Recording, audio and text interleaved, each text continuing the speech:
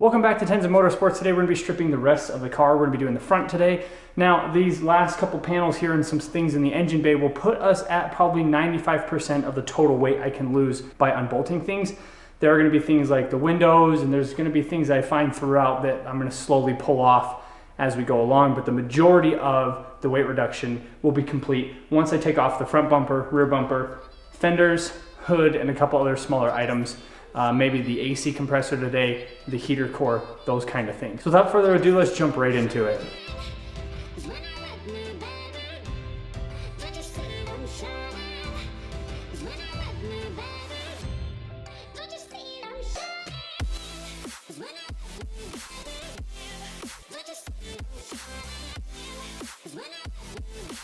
So in order to get the rear bumper off, I actually have to take the wheels off because there's a bunch of screws in the fender liner, and then while I'm underneath there, I'll probably get the fender liner out as well. But these lugs are on there so unbelievably tight. I'm using this breaker bar.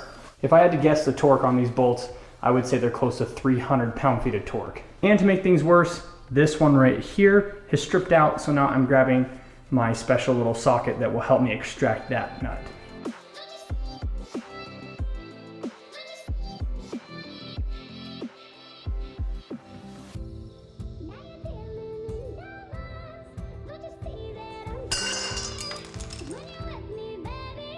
So today was quite a bit of a fail. I spent probably the last 4 or 5 hours trying to get one lug stud out. Whoever put these wheels on put way too much torque on these lug studs, and then between that and them being a little bit rusted or whatever it is that's holding them together more so, they were probably close to 400 or 500 pounds of torque to get back off. I busted a bunch of Pittsburgh wrenches from Harbor Freight, busted a couple pieces from Cobalt, those are Lowe's tools, and I'm not dissing on any of these brands because I have never busted a wrench before in my life. I've stood on them, beat on them, nothing has ever had any issues like today, and then all of a sudden I've got one lug stud that is just busting every single thing I stuck on it. I put it on there, push down on it, snap, would break.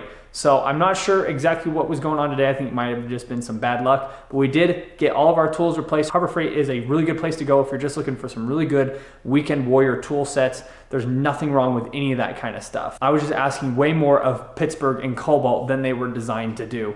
So I'm still gonna get the rear bumper pulled off and still gonna get the skirts, the front bumper, the fenders, and the hood off and work on the heater core and getting the rest of that out of there.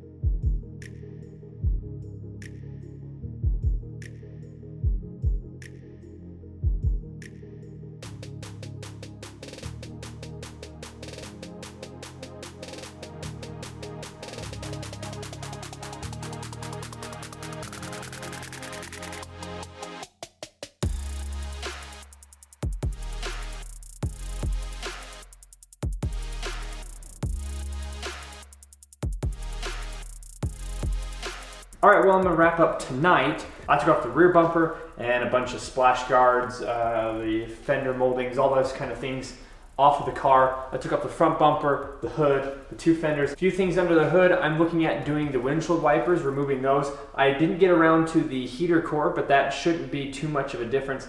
And from here on out, after I get this first weight, I'll just kind of weigh things as we go along so I can keep track of what's going on. And then when we finally get this thing completely stripped out and the cage put on it, then obviously we'll give a final weight when we're completely done with everything. I am looking at doing another secondary vacuum pump delete like we did before. We've got a couple videos on E36s where we delete the SAP system, and then we also bypass the heater core. I will link those in the description below if you're curious looking at those. I might do another heater core delete video because I had a lot of people that were confused about how that actually worked, and there are quite a few views on that video, and so I'm assuming a lot of people were confused because we kind of just quickly did that video. So I might redo that one so I can be a little bit more specific and help people out.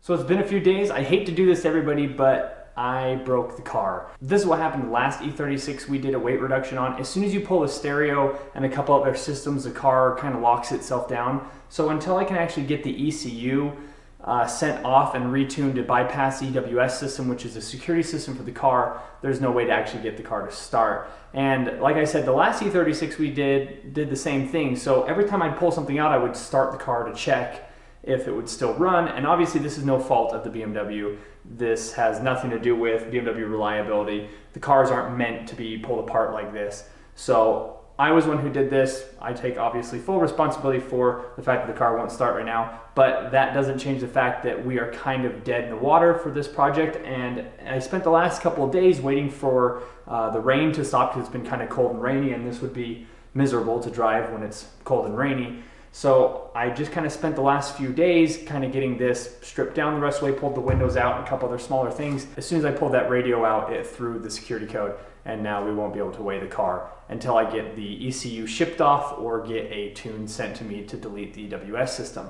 So for right now, I kind of want to just go over a few more things that I did kind of off camera. Like I said, I removed the window regulators. I removed a bunch of the speaker wires. Obviously there's not a lot of weight to that, but then I went through the car and I pulled a lot of the sound deadening stuff like that out. Just things that the car doesn't need anymore. And I was just kind of going slow pace and wasn't really recording anything because it wasn't anything special. But now that I'm ready to actually get the car on the ground and go drive it, it won't start. So I'm putting it up on dollies right now because the next project we're gonna be doing is the clutch again on the E46. And before you go, oh, you've got two BMWs broken. Both of these are because I did something that I wasn't supposed to do. I broke my own rule on the E46. I bought multiple times, and I'm gonna be crying multiple times instead of just buying once, crying once like we've talked about in previous videos. And again on this car, I was ripping systems out that the car is not meant to really run without. So hopefully that wasn't too much of a buzzkill. I want everybody to guess what the weight is on this car. I'm thinking with everything pulled off where I've got it now, all the body panels, the interior, the windows, just putting the one passenger seat back in it, I would really, really like to see 2,400 pounds. Now that's 1,000 pounds less than what we had it. I've stripped these cars out before, and I've stripped E46s. We've done an E30. We were losing around 500 to 550 pounds, and I believe with some of the body panels and the window regulators and the top, I really think that we're losing close to 800 or 900 pounds. So I'm gonna guess 24 because that's what I'd really like to see. And like I've said before on the channel, my ultimate goal is to have this car with a cage weighing around 2,400 pounds. I hate to leave this video on a sad note, but that's where we are with the 36. And like I said, I've got projects with the 46, so I kind of do need to get this out of the way. And this car is a higher priority since this one doesn't really have a deadline or anything like that. I want everybody to go down to the comment section and guess how much they think the car weighs. Again, I'm gonna say 2,400 pounds. That's what I'd like to see. And next time we get the car running, we will go and get it weighed. So if you enjoyed, hit that like button, subscribe if you're new. I want to say thanks to everybody who's been joining my Patreon. It has been a massive help to me so far. My Patreon link is in the description below if you're looking to help out. And until next time, everybody, we will see you in the next video.